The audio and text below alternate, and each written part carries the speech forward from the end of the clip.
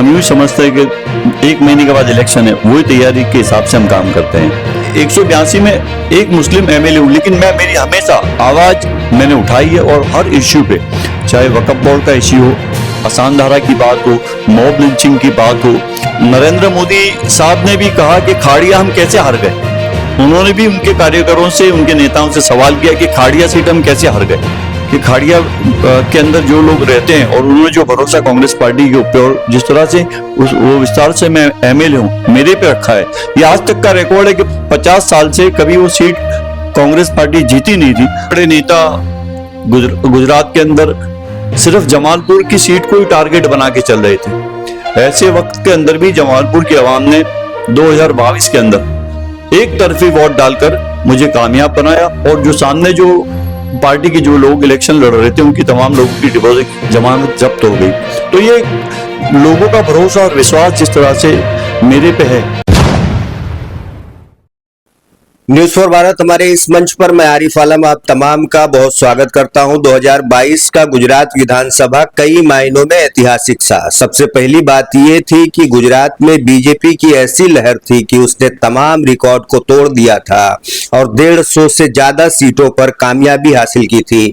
लेकिन बावजूद इसके बीजेपी की तमाम लहरों को ध्वस्त करते हुए गुजरात से एक मुस्लिम नेता जो थे, उन्होंने बीजेपी के करिश्माई जादू को तोड़ते हुए अपनी विधानसभा को सुरक्षित रखने में कामयाब हुए थे।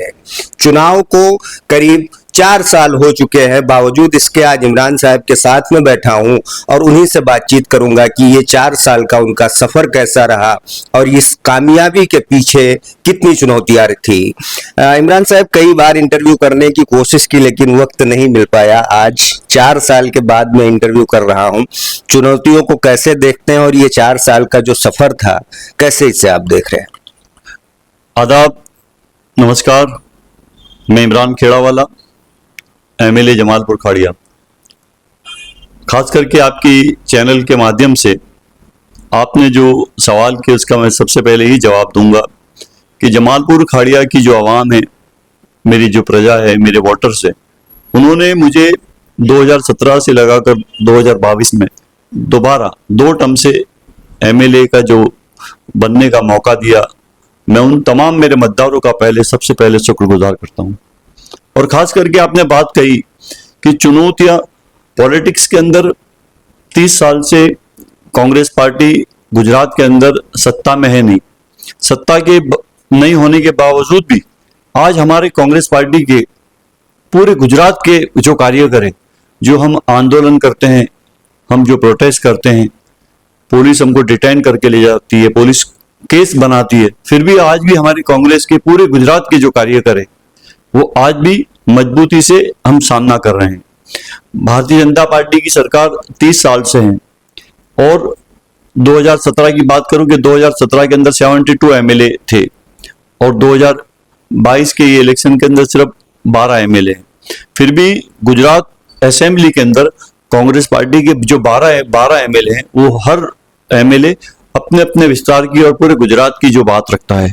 और खास करके मैं आपको कहूं कि गुजरात के अंदर 182 सीट के अंदर 2022 के इलेक्शन के अंदर जब गयासुद्दीन शेख हार गए, जावेद भाई पीरजादा हार गए, और जमालपुर खड़िया की जो आवाम ने जिस तरह से मेरे सामने जो और जो पार्टियां लड़ रही थी, वो तमाम जो उम्मीदवार थे वो मुस्लिम थे, और वो जिस तरह से बड़े बड़े नेता गुजरात के अंदर सिर्फ जमालपुर की सीट को ही टारगेट बना के चल रहे थे।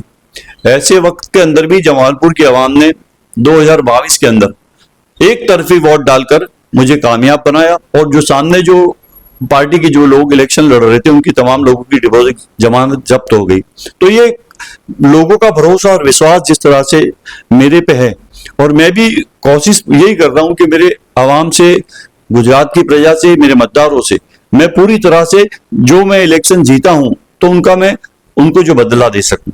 आपका बोर्ड देखा, उस पे लिखा हुआ था मेरा काम ही मेरी पहचान है। 4 साल का वक्त गुजर गया, कैसे इस कामों को देखते हैं आप?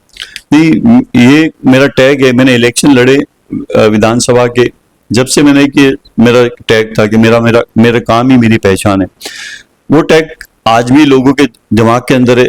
और ये टैग जो है मेरा, उसके मुताबिक मैं काम करके भी बताता हूँ कि मेरा काम ही मेरी पहचान है। मेरी जमालपुर के अंदर ये मेरा एक कार्यालय यहाँ पर है, मैं बहरामपुरा के अंदर मेरा एक कार्यालय, वहां बैठता हूँ, खाड़िया के अंदर कार्यालय है मेरा।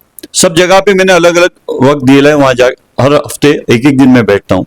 और वैसे सोशली कामों के लिए, सामाजिक काम के लिए, पॉलिटिकली कामों के लिए मेरे को जब भी टाइम फ्री होता है तो फिर मैं दोबारा भी ऑफिस में बैठ के काम करता हूँ। अच्छा इमरान साहब, एक सवाल मेरा ये भी है कि बीते दिनों जब अहमदाबाद म्युनिसिपल कॉरपोरेशन के चुनाव हुए तो कई ऐतिहासिक चीजें हुई। उसमें से एक ये है कि आपके ही विधानसभा में खाड़िया भी आता है।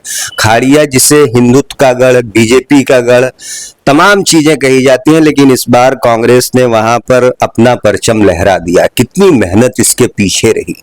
ये सबसे पहले मैं आपको ये बताऊं कि 2017 में मैं पहली मर्तबा जब एमएलए बना, और खाड़िया जो विधानसभा मेरे इसमें आता है कॉरपोरेशन के अंदर, तो खाड़िया के अंदर भी हमने 2017 से मैंने वही मेहनत की, इतनी मेहनत की कि लोगों का विश्वास और भरोसा, खाड़िया के लोगों का, खाड़िया की जो प्रजा है, वहां ज्यादातर जो खाड़िया के मतदार है वो बीजेपी से जुड़े हुए थे।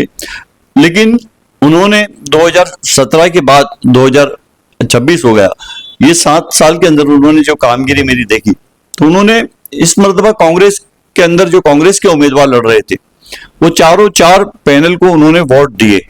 और खास करके मैं आपको बताऊं कि जो हमारे चारों खाड़िया के उम्मीदवार है, फर्स्ट टाइम वो इलेक्शन लड़े, लेकिन चारों चार उम्मीदवार खाड़िया के अंदर अच्छी जीत हासिल करके आए हैं।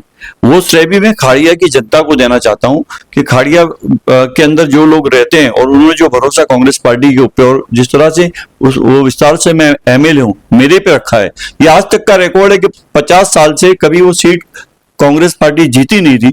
वो सीट कांग्रेस पार्टी ने, ये कॉर्पोरेशन के अंदर चारों चार कॉर्पोरेटर हमारे जीत के आए हैं। तो मैं खास करके मैं खाड़िया के लोगों को भी ये कहना चाहता हूं कि आपने जिस तरह से मेरे पे भरोसा रखा है, वो भरोसा मैं हमेशा आपके कामों के जरिए पूरे करने की कोशिश करूंगा। अच्छा, खाड़िया की जीत, क्या कांग्रेस आला कमान ने इसे नोट किया और इस पर कितनी मेहनत रही? और क्या आने वाले दिनों में जब विधानसभा चुनाव आएंगे तो इससे आप लोग मतलब भुनाने की कोशिश कर पाएंगे या लोगों की जो सोच है उसे बदल पाएंगे? जरूर से हम ये खाड़िया की जीत, ये ऐतिहासिक जीत है हमारे लिए। दिल्ली के हमारे हाईकमांड ने, राहुल जी ने इसकी नौंद ली और उन्होंने टेलीफोन करके मुझे मुबारकबाद भी दी। हम लोग ये सीट जीते हैं, तो जिस तरह से राहुल जी ने हमारी जीत की जो मुबारकबाद दी, इसी तरह भारतीय जनता पार्टी के और देश के प्रधानमंत्री नरेंद्र मोदी साहब ने भी कहा कि खाड़िया हम कैसे हार गए। उन्होंने भी उनके कार्यकर्ताओं से, उनके नेताओं से सवाल किया कि खाड़िया सीट हम कैसे हार गए। उनको अहमदाबाद की 192 जो सीट थी, वो उसके ऊपर खाड़िया पे ज्यादा फोकस कर रहे थे। इतनी सीटें जीते वो थंपिंग मेजोरिटी से, लेकिन खाड़िया हारने का गम, उनकी जीत की जो खुशी थी, उसमें सब खत्म कर दिया। अच्छा, एक सवाल मेरा ये है कि कई मामले ऐसे रहे हैं जिसमें कांग्रेस जो है वो चुप्पी साध के बैठी है, जैसे बुलडोजर का मामला हो, मॉब लिंचिंग का मामला हो। इन तमाम चीजों पर ऐसा कहा जाता है कि आप बतौर एक मुस्लिम विधायक अकेले कमान लेकर निकलते हैं, लेकिन पार्टी कहीं ना कहीं इन तमाम मुद्दों पर खामोशी अख्तियार कर लेती है। कैसे इन आरोपों को आप देखते हैं और क्या आपको लगता है कि भाई मुसलमानों को जब विधानसभा चुनाव आ रहा है तो एकजुट किया जाए? क्योंकि जो कांग्रेस कॉरपोरेशन के जो चुनाव आए उसमें देखा गया साफ तरीके से कि जो भी दूसरी तीसरी पार्टियां थी, मुसलमानों ने उनके तरफ नहीं देखा और कांग्रेस को बहुमत के साथ में जिताया। लेकिन जो सवाल है कि क्या कांग्रेस ऐसे इश्यूज जिसपे मुसलमानों का साथ देना चाहिए वो नहीं दे रही है और इमरान भाई अकेले पड़ जाते हैं? नहीं आरिफ आलम साहब, जो आपका ये सवाल था, इसका जवाब मैं ये दे रहा हूं कि कांग्रेस पार्टी के हमारे नेता, लोकसभा हो, राज्यसभा हो या गुजरात विधानसभा हो और या और कोई स्टेट की विधानसभा हो, मुस्लिम समाज के इश्यू पे राहुल गांधी खुद कहते हैं कि लघुमती की आप जो जिस तरह से बात करते हैं उसमें समाज को बताइए कि भाई मुस्लिम समाज के ऊपर ये तकलीफ हो रही है। क्योंकि अभी थोड़े दिन पहले हम सबको राहुल जी ने बुलाए थे वहां पर, और एक सांसद ने इस तरह बताया कि लघुमती समाज के ऊपर ऐसा हो रहा है ऐसा, तो राहुल जी ने खुद बताया कि लघुमती की आप जो बात कर रहे हैं ऐसा नहीं, समाज की बात करो कि भाई मुस्लिम समाज के ऊपर ये हो रहा है। ऐसी खुल के बात कांग्रेस पार्टी करती है और दूसरी कोई पार्टी नहीं कर सकती, वो बात कांग्रेस पार्टी करती है।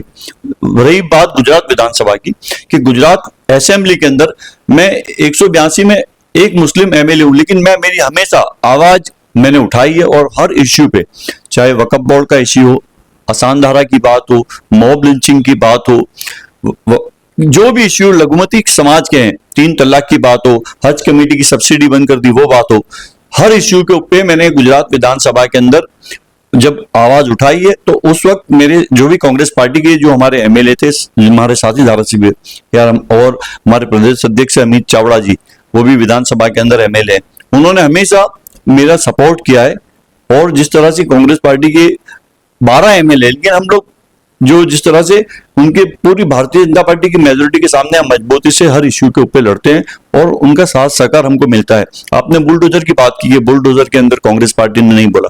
कांग्रेस पार्टी ने दिल्ली के अंदर धरना प्रदर्शन किया था, गुजरात के अंदर भी हमने बुलडोजर के सामने हम कोर्ट के अंदर भी गए, कोर्ट के अंदर भी हमने काफी लड़ाई लड़ी और कोर्ट के अंदर जिस तरह से जो सरकार को भी उन्होंने जो मजबूती से उनको बोला कि भाई आपको किसी को भी आप बुलडोजर मकान के ऊपर गिराते, कोई भी समाज का हो, हिंदू मुस्लिम सिख ईसाई कोई भी समाज का हो, उसका मकान तोड़ने से पहले उनके कागजात देखो, कम से कम उनके पेपर्स देखो, वो पेपर्स के आधार पे आप उसकी कार्यवाही करो। कोई एक गुनेगार होता है, एक कोई गुनेगार है, उसका घर तुम तोड़ दो, तो ये तो मैं समझता हूँ ये व्याज भी नहीं है, मुनासिब भी नहीं समझता। कई बार विधानसभा में आप सरकार के साथ में गलबैया करते हुए भी नजर आते हैं, तारीफ भी करते नजर आते हैं, तो लोग सोचते हैं इमरान भाई किस रणनीति के तहत काम कर रहे हैं, उसके बारे में कुछ बात करें। देखिए, चौकस आपने जो बात की कि सरकार की तारीफ, जब सरकार की तारीफ में उस वक्त करी, तारीफ नहीं की सरकार की मैंने, जब सरकार ने, मैं आपको बता दूं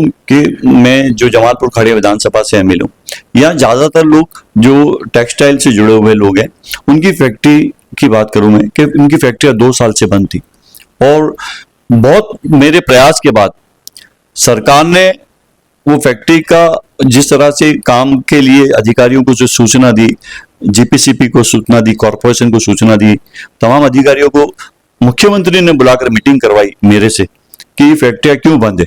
तो सरकार की तरफ से जो कुछ भी, कॉर्पोरेशन की तरफ से जो कुछ भी इसमें जो अड़चन थी वो दूर करी भारतीय जनता पार्टी के जो भी मुख्यमंत्री अभी है भूपेंद्र भाई पटेल, दूसरे उनके मिनिस्टर है, उन्होंने सबने मिलकर तमाम लोगों ने ज्वाइंट मेरे साथ मीटिंग की। मेरा मकसद ये था कि 1 लाख लोगों को रोजी मिलती हो। वो जो इंडस्ट्रीज बंद थी, स्मॉल इंडस्ट्रीज है, टेक्सटाइल से जुड़े लोग हैं, उसमें हिंदू मुस्लिम सभी लोग हैं, अकेले मुस्लिम नहीं है, मारवाड़ी समाज के लोग हैं, जैन है, अग्रवाल है, तमाम लोग हैं जो जिनकी फैक्ट्री दांडलीमड़ा में है, बैरामपुरा में है, ये नारोल में है, अलग अलग जगहों पे जहाँ फैक्ट्री है, वो तमाम फैक्ट्री के लोग मेरे से मिलते थे। मैं उनको मुख्यमंत्री से और जो अधिकारियों से मिलवाता था और खास करके जब इंडस्ट्री चालू होगी तो लोगों को रोजी मिलती होती, तो उस वक्त मैंने विधानसभा के अंदर जब ये फैक्ट्री चालू हो गई सब, तो मैंने सरकार का खास मुख्यमंत्री का अभिवादन किया कि साहब आपके प्रयासों से और मेरी जो मेहनत से आपने जो अधिकारियों को भेजे थे उसके जरिए आज ये इंडस्ट्रीज चालू हुई है, आज लोग कामकाज कर रहे हैं। तो ये कोई ऐसी बात नहीं है कि सरकार को मैं अच्छा लगाने के लिए करा, एक सरकार का काम था, वो सरकार का काम मैंने उनको विधानसभा के अंदर गिनाया कि भाई आपने ये मेरा काम करा है, तो उसका मैं थैंक्स कहता हूं। अच्छा, कुछ ही वक्त बाकी है अगले विधानसभा चुनाव में, क्या रोड मैप है, किस तरीके से काम किया जाएगा ताकि अगली बार भी आपको टिकट मिले और आप जीत कर आए? क्या कुछ आने वाले दिनों में करने का रोड मैप इमरान भाई का है? 2017 से लगाकर 2026 तक हम यूं समझते हैं कि 1 महीने के बाद इलेक्शन है, वही तैयारी के हिसाब से हम काम करते हैं। हमारी जो टीम है, मेरी जो टीम है, टीम इमरान है, जो टीम इमरान जो काम करती है, जैसे बैरामपुरा हो, जमालपुर हो या खाड़िया, जो मेरी टीम के लोग हैं, मेरे खास जो मजबूती से मेरे साथ जुड़े हुए लोग हैं, वो दिन रात देखते नहीं है। मैं उनको कहता हूं कि ये काम पूरा करना है, वो काम मजबूती के साथ दिन रात मेहनत करके वो काम पूरा करते हैं। तो टीम इमरान जो है, वो टीम इमरान के हिसाब से इमरान आज कुछ है। पार्टी की जहां तक बात है कि पार्टी 2027 के अंदर इलेक्शन होने वाले हैं, और ये इलेक्शन के अंदर मैं समझता हूं कि गुजरात के अंदर जिस तरह से पूरे देश का माहौल बदला है, तो आने वाले दिनों के अंदर गुजरात के अंदर हमारे सम्मानीय नेता राहुल जी ने कहा है कि हम इस वक्त 27 के अंदर सरकार बनाएंगे, लिख के ले लो। जब लोकसभा के अंदर राहुल जी कहते हैं तो मकसद यही है कि इसी तरह से हम लोग जिस तरह से आज काम कर रहे हैं, लोगों के बीच में जा रहे हैं, और जो लोगों की समस्या है वो पूरी तरह से हम कोशिश करते हैं कि उनकी समस्या का समाधान हो, उनके काम हो। लेकिन मैं कहीं ना कहीं हमको दिक्कतें भी आती है कि भारतीय जनता पार्टी की सरकार, कॉरपोरेशन में भी इनकी सरकार है, स्टेट में भी और केंद्र में भी इनकी सरकार है। जो बड़े काम है, बड़े प्रोजेक्ट के काम है, वो कई मर्तबा वो प्रोजेक्ट के काम हमारे रुक भी जाते हैं। तो इसीलिए सरकार की कोई जगह भी जब काम होता है तो उसकी प्रशंसा इसके लिए करनी पड़ती है कि भाई ये काम हमारे आपने किए। तो सरकार को भी ख्याल है और है कि कोई आदमी जब बात करता है तो मैं मेरे एक समाज की बात नहीं करता, मैं पूरे गुजरात के तमाम लोगों की बात करता हूं। तो इसके लिए सरकार भी मेरी चीजों पे, मेरी बात के ऊपर, मेरे जो सवाल के ऊपर खास करके ध्यान देती है। और कोई ऐसा मैंने अभी तक कोई सरकार से कोई काम भी मैंने नहीं लिया कि मेरा कोई पर्सनल काम हो। जो काम हो, जो समाज के काम होते हैं, लोगों के जो काम होते हैं, वही काम मैं सरकार के पास लेके जाता हूं। तो सरकार को वो काम करने पड़ते हैं, इसके लिए करने पड़ते हैं कि काम में सच्चाई है, और जो काम मेरे खुद मुफाद के लिए नहीं है, आवाम के लिए है, तो काम सरकार देखती है, अधिकारी खुद देखते हैं कि इमरान जो काम लेके आता है वो प्रजा के काम है, पब्लिक के काम है, तो उनको करने पड़ते हैं। शुक्रिया इमरान साहब। तो इमरान भाई गांधीनगर जा रहे थे, बावजूद इसके इन्होंने वक्त दिया और इंटरव्यू दिया, इसके लिए आपका शुक्रिया अदा करता हूँ। आपका भी बहुत बहुत शुक्रिया। 4 साल बाद आपने